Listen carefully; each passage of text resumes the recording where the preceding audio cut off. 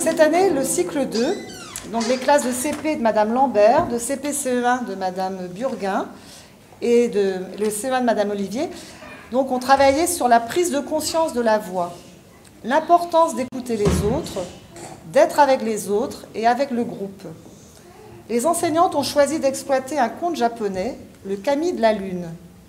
Ce fut un travail mené donc, durant toute l'année scolaire, grâce aux compétences, au soutien et à la patience de Laetitia Corcel. Donc, Madame Corcel, un grand merci. Les enseignantes tiennent également à remercier les divers investissements des parents, donc les couturières, les artistes sous la houlette de Madame Lançon, qui est un peu plus loin là, le caméraman, Monsieur Jean-Pierre Nourry, Bertrand le pianiste, qui doit être derrière, Quentin aux lumières. Elle remercie également tous les parents accompagnateurs et tous ceux qui se sont chargés du transport des décors. Donc, moi qui ai assisté mardi dernier au spectacle, vous allez vraiment passer un moment, c'est un enchantement, si, il faut le dire. Et donc, je vous souhaite une bonne écoute et un bon spectacle. Bonsoir à tous. Merci beaucoup d'être là. Vous êtes très nombreux ce soir. Les enfants ne vous verront à peine, parce qu'ils sont très éclairés par les lumières, mais ils vont vous sentir. Et la première chose qui est très importante, parce qu'on a monté un spectacle qui est relativement long pour des enfants de cet âge-là, c'est leur concentration. Donc, même si vous les voyez passer là, et qu'il y en a un ou deux qui ont envie de vous faire coucou, je vais vous demander de vous retenir. Vous les féliciterez à la fin. C'est vraiment important pour eux, pour qu'ils puissent tenir tout cet effort qu'on leur a demandé toute l'année, où ils ont fait un très gros travail, notamment de concentration, et puis d'apprentissage de ce que c'est que leur outil vocal. Il faut également remercier les maternelles de l'école Sainte-Marie-Pie-X qui nous ont fait les fleurs du décor que vous allez découvrir tout à l'heure. Et puis, d'autre part, je voulais également remercier encore le lycée Saint-Louis qui nous a accueillis avec beaucoup de patience. Parce qu'on est venu, on a pris des mesures, on est venu plein de fois pour essayer de faire de ce spectacle quelque chose de le plus joli possible. Et enfin, il nous faut remercier les auteurs du conte du Kami de la Lune que nous avons prévenus de nos petites représentations, qui sont de tout cœur avec nous et qui sont très contentes que leur livre devienne un petit spectacle. Je vous souhaite une excellente soirée.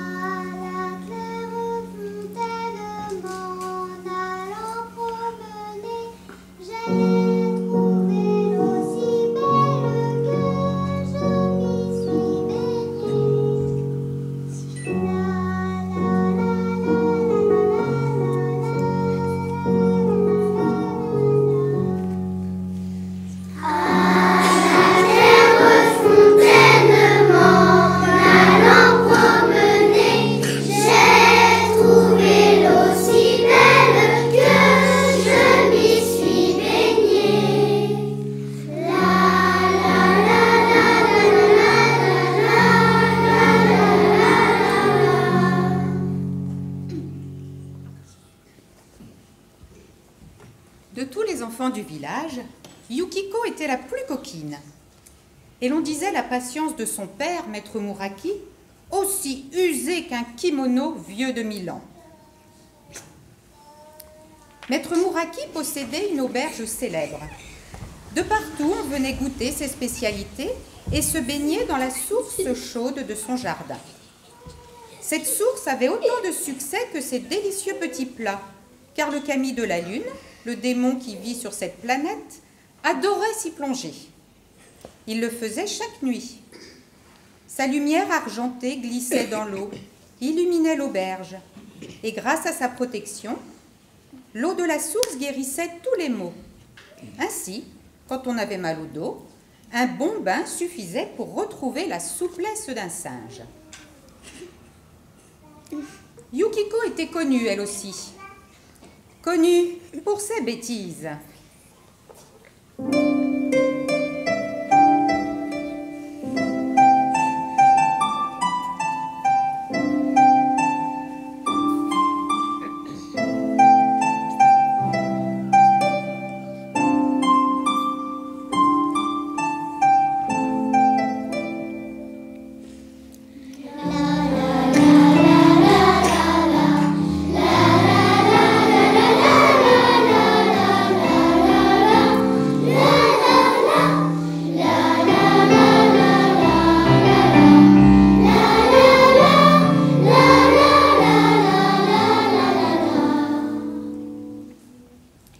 Du matin au soir et du soir au matin, au lieu de balayer la salle avec les servantes, de rouler les matelas ou de mouiller les nouilles avec son père, elle inventait 1001 farces.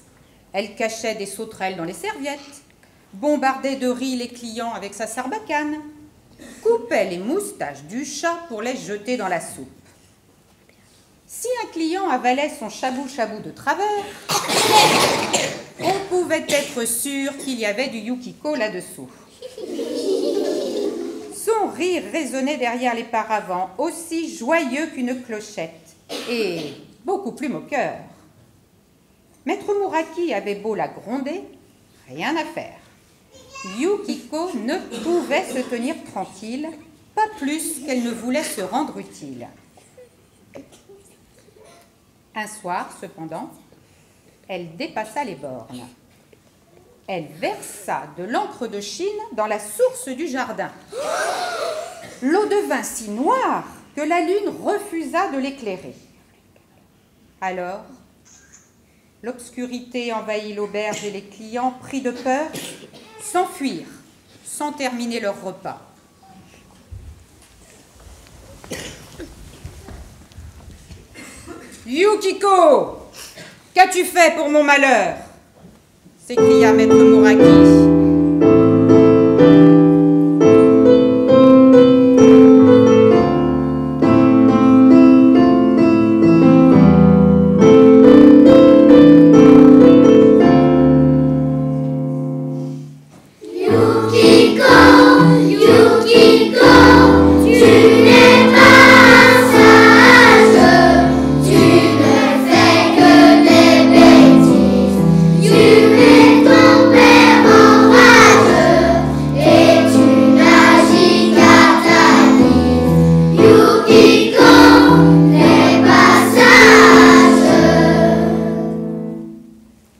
Yukiko s'avança, résignée à recevoir sa punition.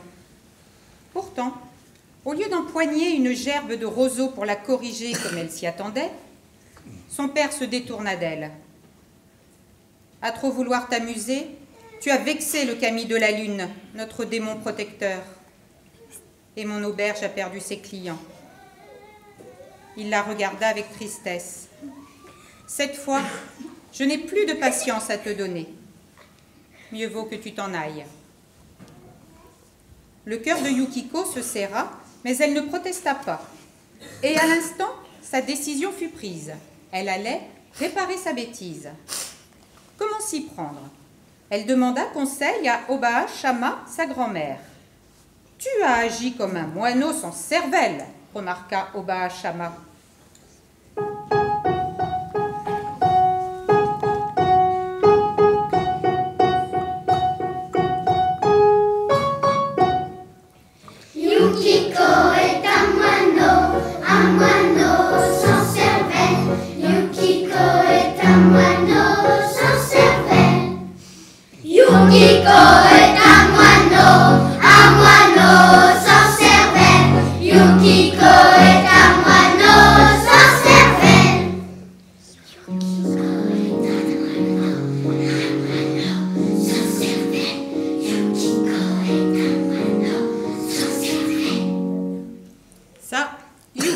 savais déjà. Elle baissa le nez. Heureusement, grand-mère ajouta. Même un moineau sans cervelle peut réparer ses bêtises. Va trouver le Camille de la Lune et demande-lui son arc, son œuf ou son chapeau pour éclairer la source. Il ne voudra pas te les donner, mais débrouille-toi pour prendre l'un des trois. Sans quoi, faute de lumière, ton père devra fermer l'auberge.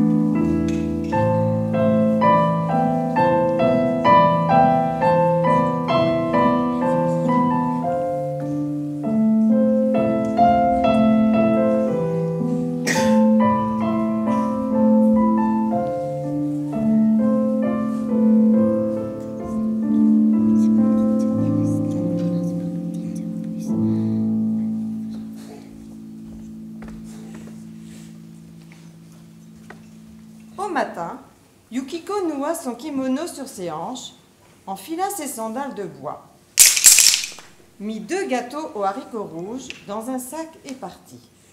Grand-mère lui avait indiqué le chemin menant à la montagne la plus haute.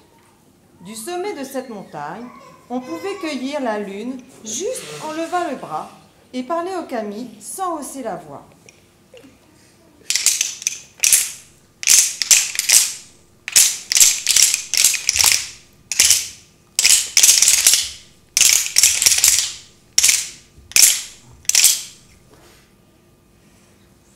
Yukiko marcha longtemps.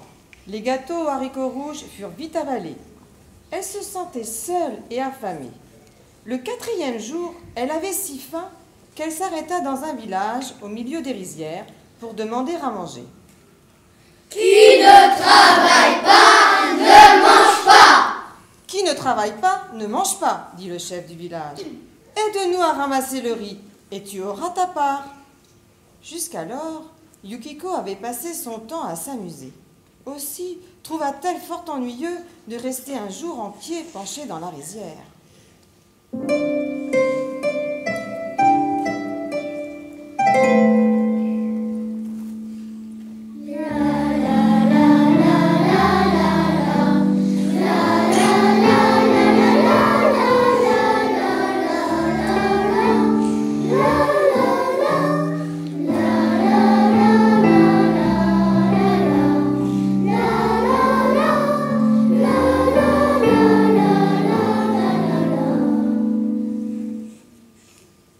L'envie de faire un croche-pied à sa voisine ou des chatouilles à ceux qui portaient de gros paniers de riz en équilibre sur la tête la démangea. Mais elle se retint. Pas de sottise pour le moment. Elle s'appliqua tant et si bien que, le soir venu, on lui offrit des boulettes de riz et une place près du feu. Yukiko mangea de bon appétit.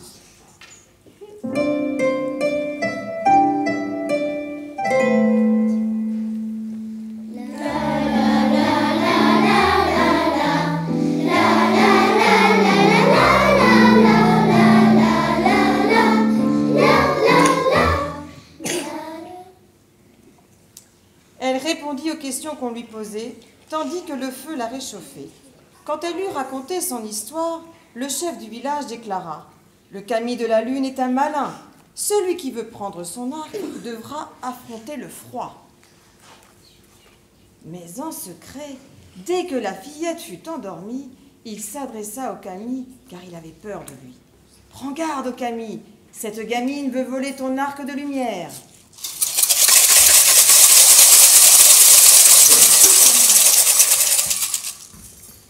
Au matin, sans se douter de rien, Yukiko salua ses compagnons d'un jour, pieds joints, mains sur les cuisses. Puis, discrètement, elle glissa dans ses manches des pierres brûlantes, chauffées par le feu, et se remit en route.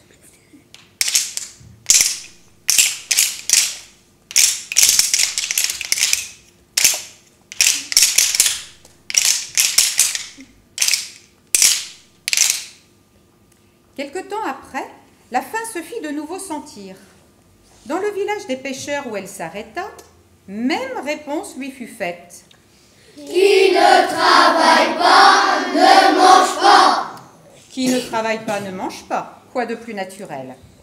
Après avoir nettoyé une barque, elle tria le poisson et raccommoda des filets en chassant les idées de farce qui lui venaient à l'esprit.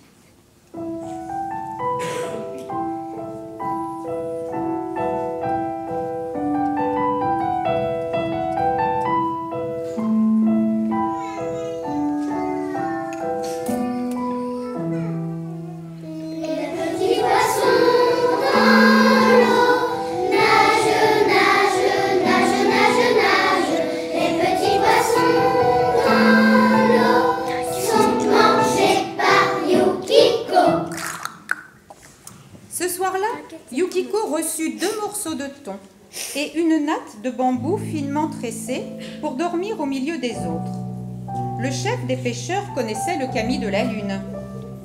Si tu veux attraper son œuf, il te faudra marcher dans le vide, dit-il à la fillette. En secret, dès qu'elle fut endormie, il parla au kami. Attention, démon de la lune, cette petite vient voler ton œuf de lumière.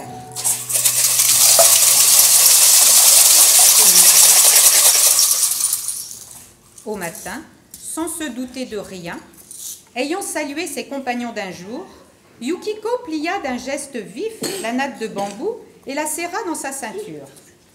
Elle repartit vers la montagne, dont le sommet se dessinait sur l'horizon.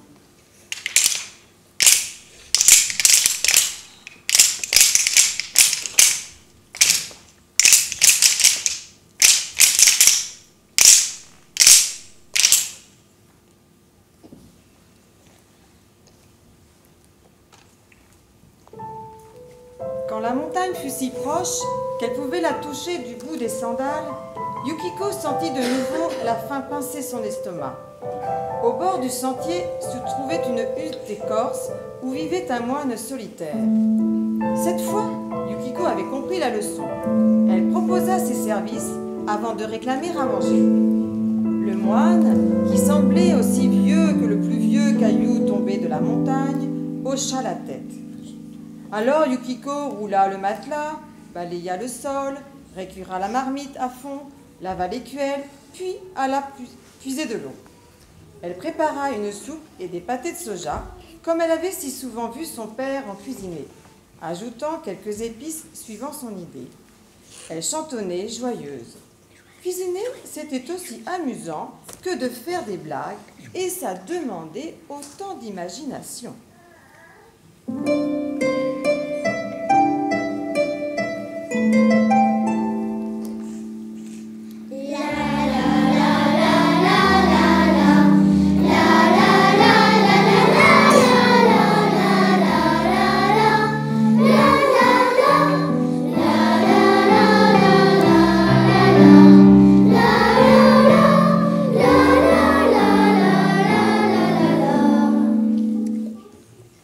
Quand le repas fut prêt, le moine l'invita à manger avec lui.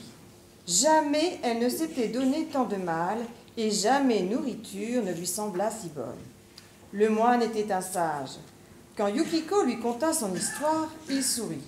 Le kami de la lune ne te donnera pas son chapeau, mais il est très gourmand. Et toi, assez futé pour obtenir ce que tu veux, j'en suis certain. Et comme il ne craignait pas le kami, il ne s'adressa pas à lui en secret pendant la nuit.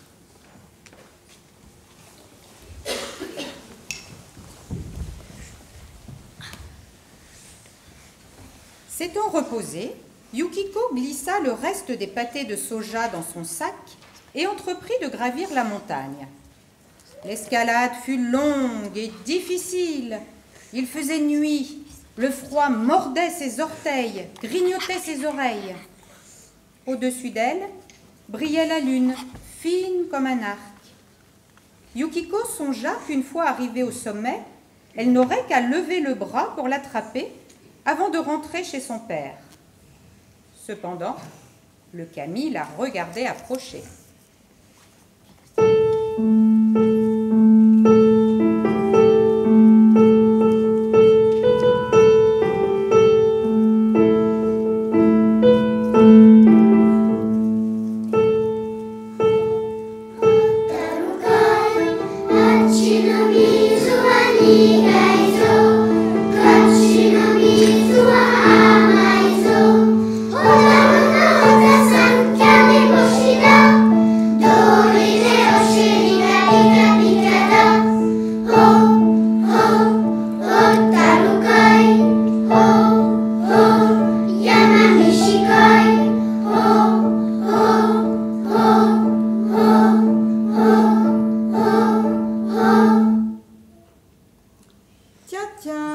Voici la gamine qui veut me voler mon arc. Neige, ordonna-t-il. Empêche-la de grimper le temps que je cache cet arc.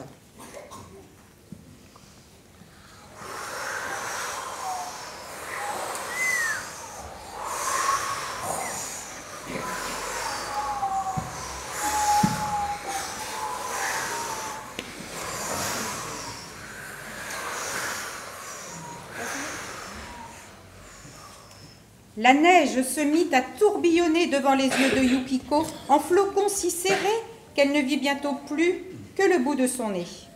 Elle s'abrita au creux d'un arbre sec en attendant que la tempête se calme. Ses pieds étaient gelés. Elle sortit de ses manches les pierres brûlantes chauffées par le feu du village au milieu des rizières, et celles-ci la réchauffèrent. Hélas, quand elle put repartir, l'arc de la lune avait disparu. La nuit suivante, la lune avait grossi. Sa forme était ovale à présent, pareille à celle d'un œuf. « Très bien, se dit Yukiko. Si je ne peux pas avoir l'arc de la lune, je prendrai son œuf. » Le kami était content d'avoir sauvé son arc, mais comme Yukiko ne renonçait pas, il eut peur pour son œuf. « Rocher, ordonna-t-il, empêche-la de gravir ce chemin. Il faut que je cache mon œuf. » Aussitôt, un bruit terrible se fit entendre dans la montagne.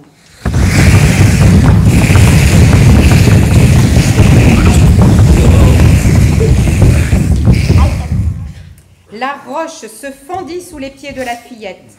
Elle n'eut que le temps de bondir en arrière. Un peu plus, et elle tombait dans un gouffre.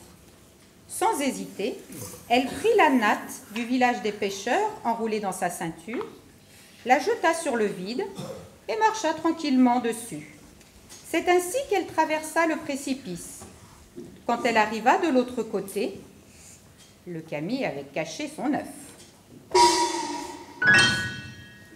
Le soir d'après, la lune semblait si ronde dans le ciel qu'on aurait cru un chapeau jeté en l'air.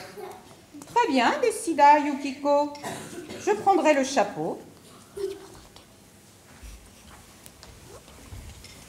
Quelle entêtée cette petite, rouspéta le kami de la lune en la voyant poursuivre son chemin. Puisque rien ne l'arrête, je me sauve. Vent, ordonna-t-il, lance mon chapeau très loin dans le ciel.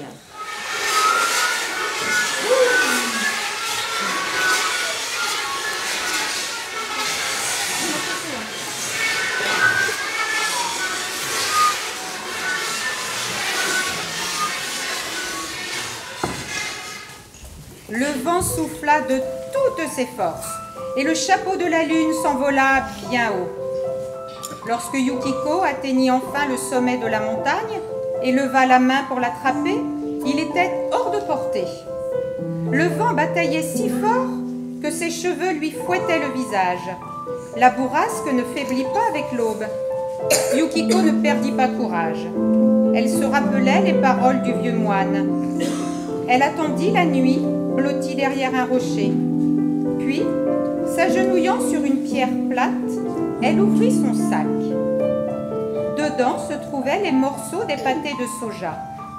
Malgré sa faim, elle n'en mangea pas une miette. Elle les disposa de façon appétissante, prenant bien garde de ne pas les sortir du sac, et s'adressa au kami.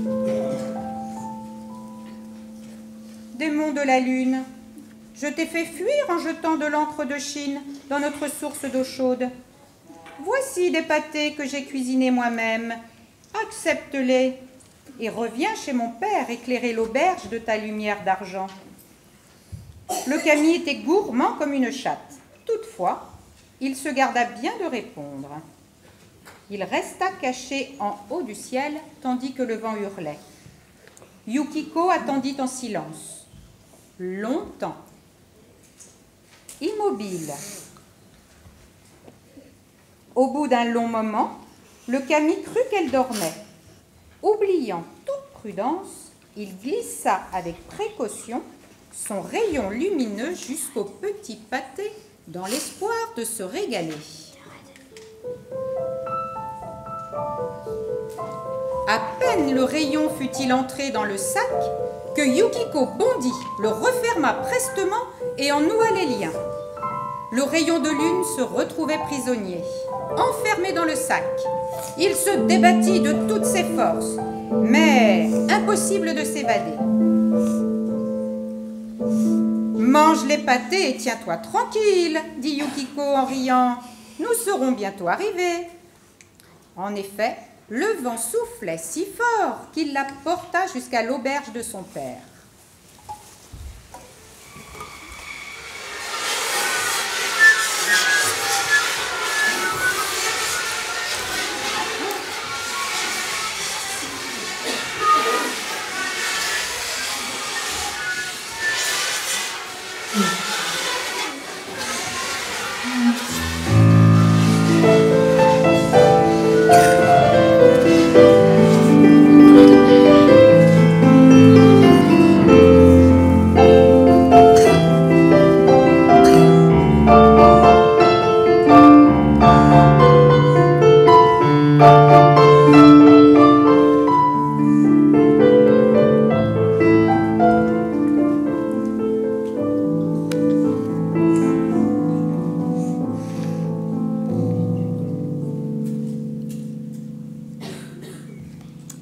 Le jardin était sombre et désert. Yukiko posa son sac, retroussa ses manches. Pour commencer, elle nettoya la source.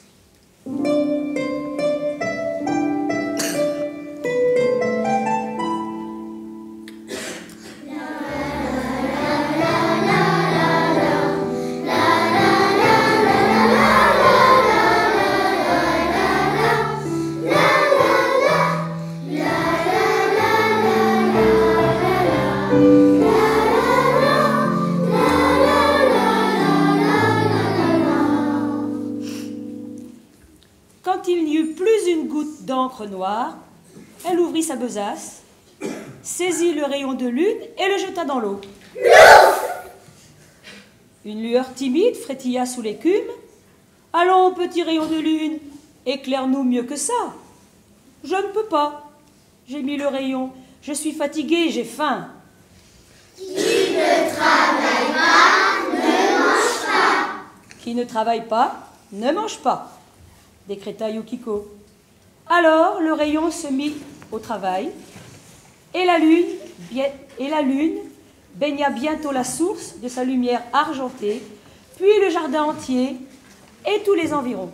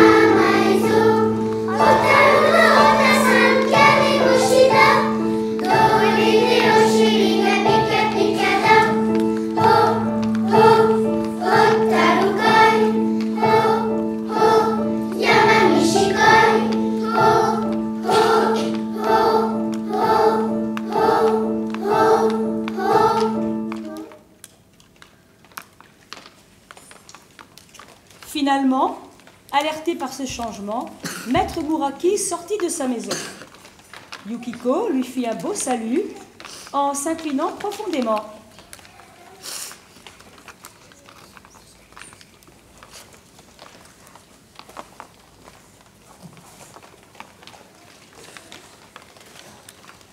Père, tout est arrangé.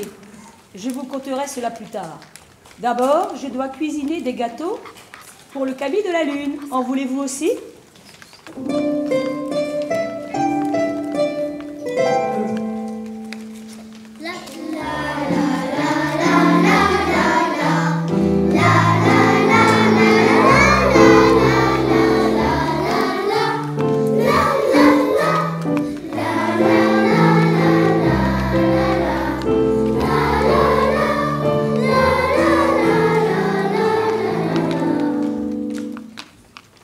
Voilà comment Yukiko répara sa bêtise.